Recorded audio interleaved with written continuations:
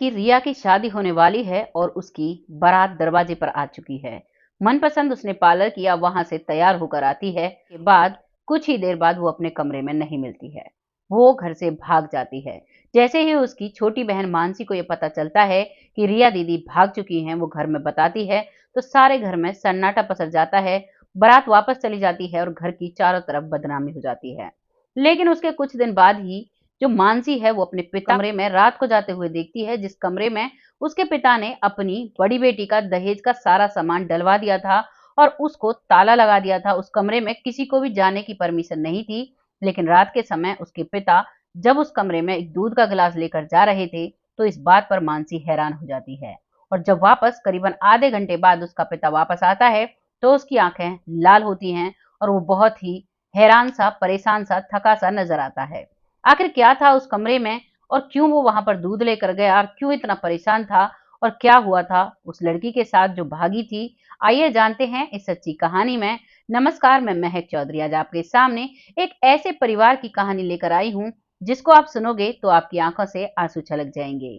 तो शुरू करते हैं आज की कहानी। आज की कहानी शुरू होती है एक परिवार से। परिवार में बड़ी लड़की जिसका नाम होता है रिया।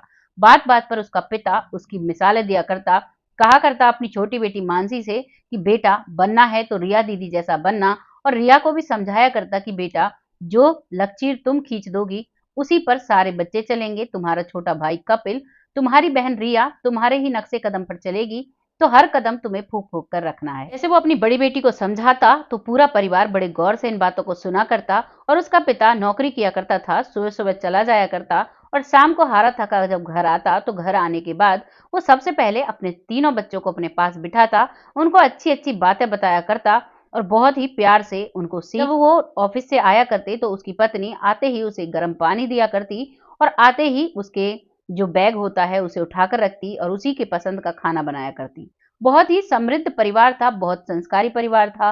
पढ़ने में सारे बच्चे एक से बढ़कर एक थे।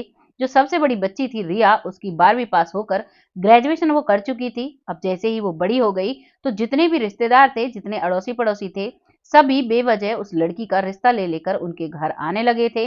इस बात से वो लड़की भी काफी परेशान थी और वो पिता भी काफी परेशान था, जो चाहता था कि मैं अपनी बेटी का शादी ऐसे घर में करूंगा जो ये कोई भी ना उसको जाने, क्योंकि अगर एक रिश्तेदार के घर में इस लड़की की शादी कर दी तो दूसरा खफा हो जाएगा, किसी पड़ोसी की जानकारी में शादी कर दी तो तीसरा पड़ोसी खफा हो जाएगा। इसी सब नाराजगी को रोकने के लिए वो एक ऐसा लड़का ढूंढते हैं जो बहुत ही अच्छा पढ़ा लिखा था, दिखने में बहुत ही सुंदर था।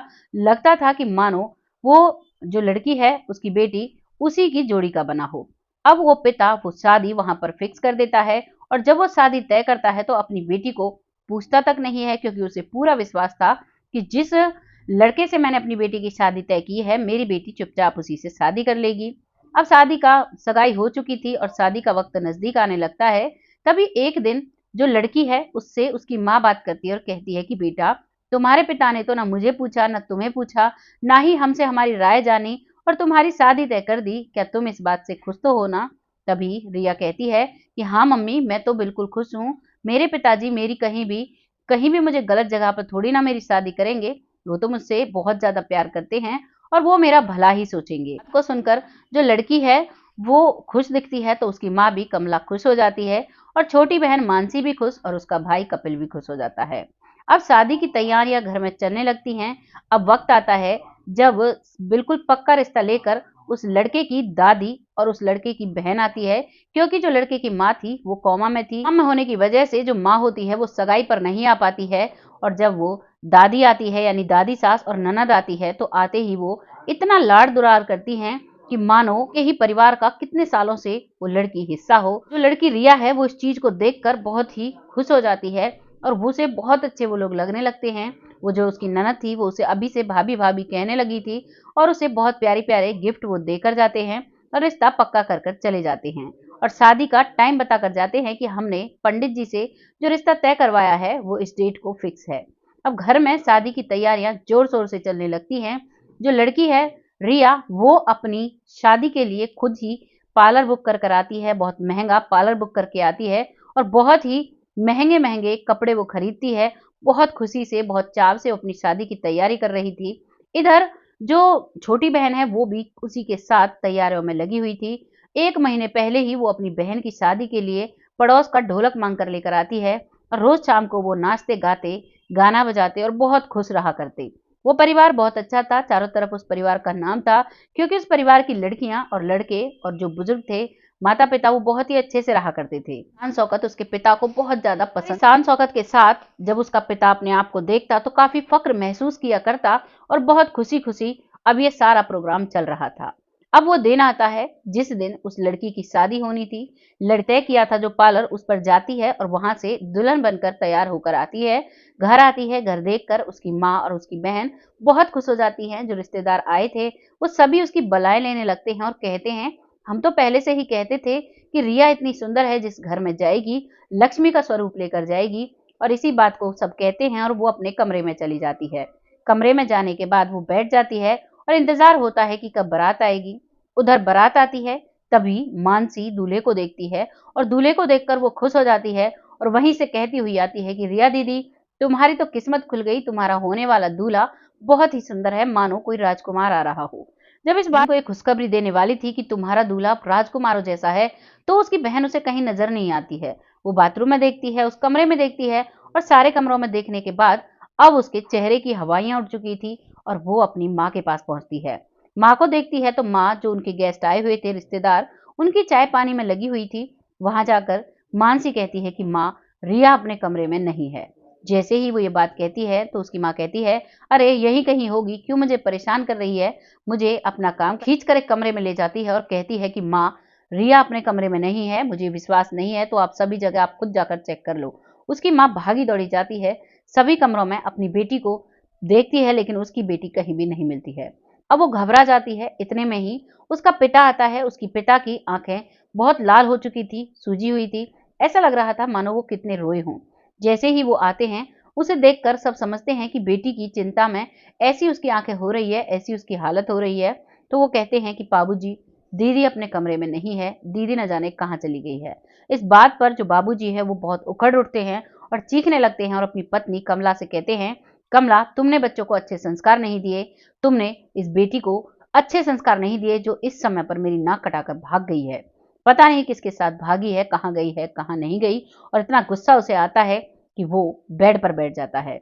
जैसे ही वो बेड पर बैठता है तो कमला अपने आंसू पोंछते हुए कहती है कि तुम चिंता मत करो, जो भी होगा मैं देखती हूँ, लेकिन तुम घबराओ मत। जैसे ही वो उनसे ये बात कहती है अपने पति से, तो उसका पति कहता है, तुम्हें इतना दिमाग है जो तुम ऐसी सिचुएशन को संभालोगी? अगर इतना दिमाग होता तो अपनी बेटी को अच्छे संस्कार दिए होते और ये नौबत नहीं आती। जैसे ही ये बात वो कमला सुनती है, वो कहती है कि मैं देखती हूँ।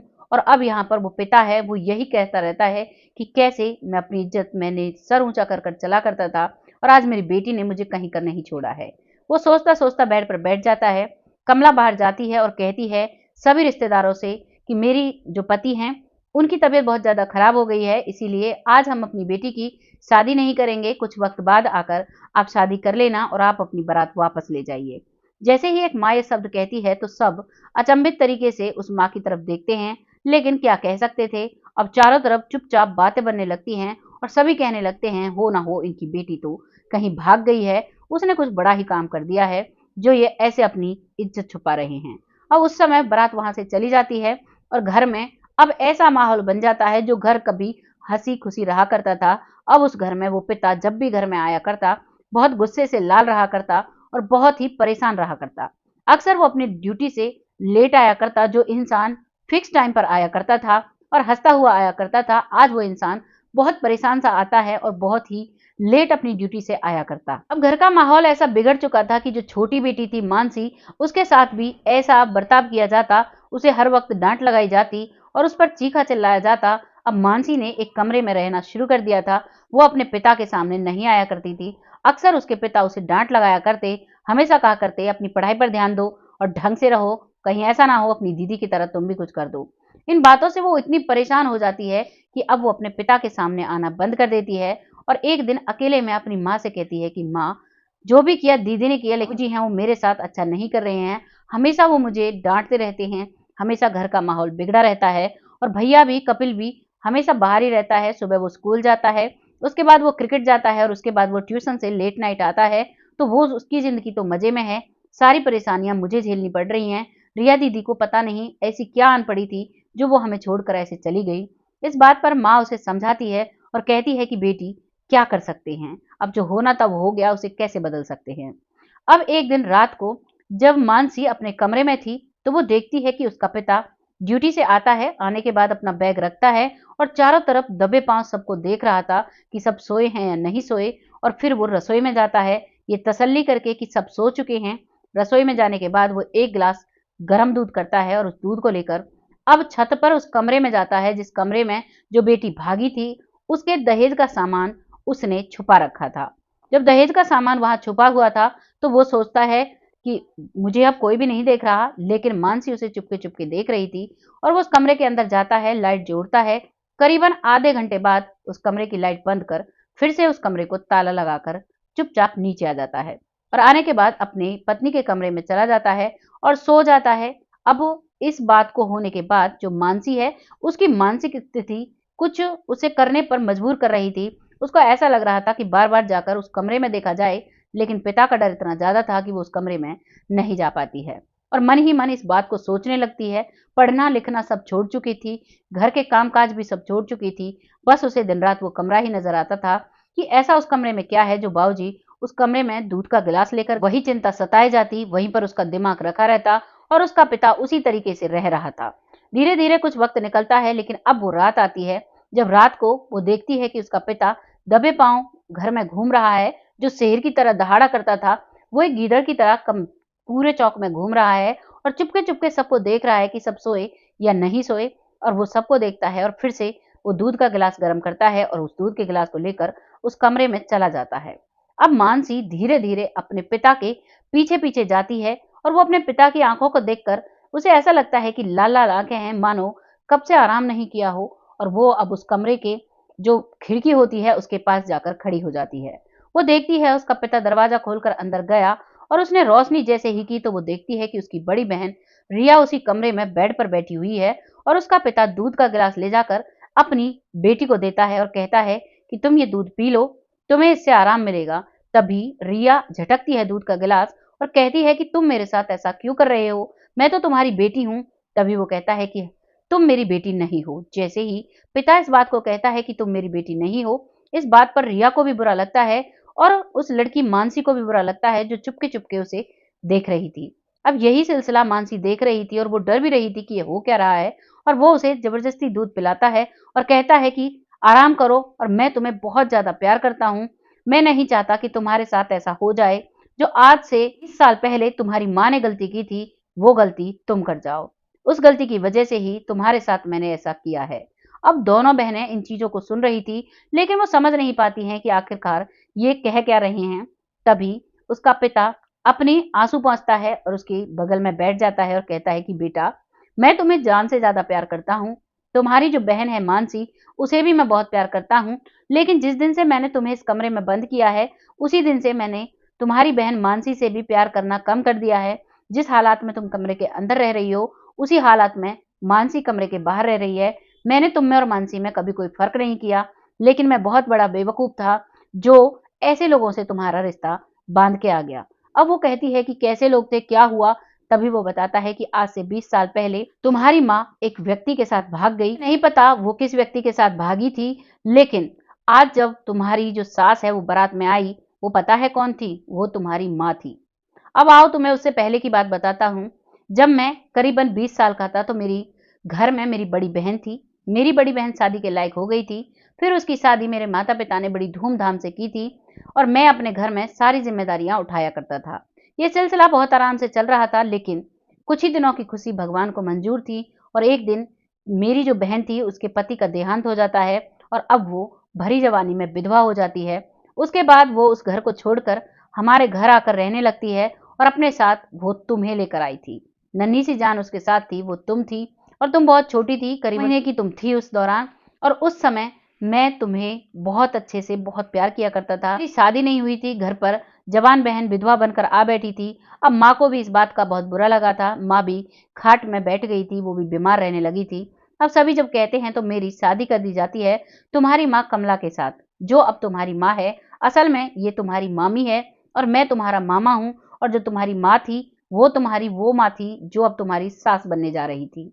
जैसे ही मुझे इस सच्चाई का पता चला था, इसी वजह से मैंने तुम्हें कमरे में बंद किया और उन लोगों को मैंने यहाँ से भगवा दिया, क्योंकि ये बहुत बड़ा अनर्थ हो जाता।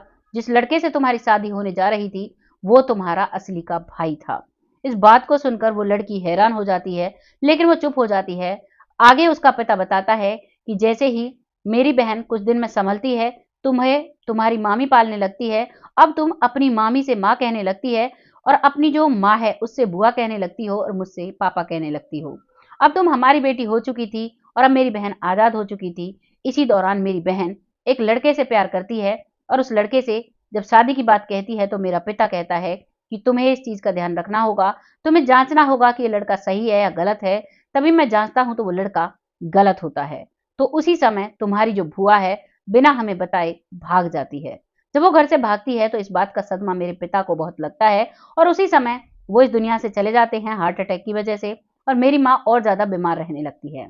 अब हमारा घर ऐसे ही चल रहा था, मैं कमाने लगता हूँ, मेरी शादी हो चुकी थी, हमें अब तुम भी बच्ची मिल चुकी थी।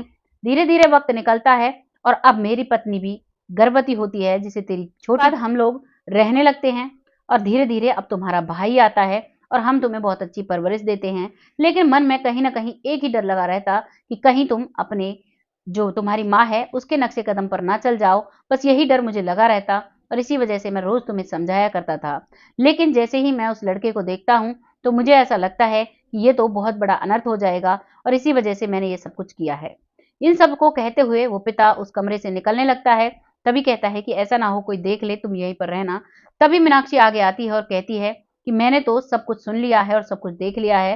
और अब वो अपनी बहन रिया को नीचे लेकर आती है और घर परिवार को ये सारी बातें बताती है। जैसे ही ये सारी बातें सबको पता चलता है तो अब घर में एक अदालत जैसा माहौल हो जाता है और सब पापा से सवाल करने लगते हैं कि आपने ऐसा क्यों किया? आप ये सब कुछ सबके सामने बता भी सकते थे। इतना बड़ा करने की क्या ज़रूरत थी, जैसा आपने किया है?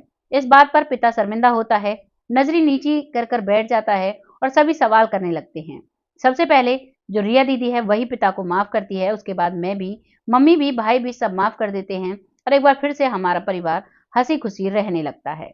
जैसे ही ये बात दीदी को पता चलती है, उसके बाद दीदी अपनी माँ से भी मिलने लगती है, उससे भी मिलने लगती है और अब वो उसकी शादी बहुत ही अच्छे घर में पापा जी ने कर दी है। वहाँ पर जाकर बहुत अच्छे से वो रहती है। परिवार की सच्ची कहानी आपको कैसी लगी कमेंट सेक्शन में ज़रूर बताना। क्या उस पिता को ऐसा करना चाहिए था या उस पिता को ऐसा नहीं करना चाहिए था? जो भी आपकी राय कमेंट बॉक्स में ज़रूर लिखिएगा। बहुत जल्द फिर से आती हूँ ऐसी ही किसी सच्ची कहानी के साथ। तब तक के लिए खुश रहें, आबाद रहें, स्वस्थ रहें, मस्त रहें। अपना और अपने परिवार का ध्यान रखें।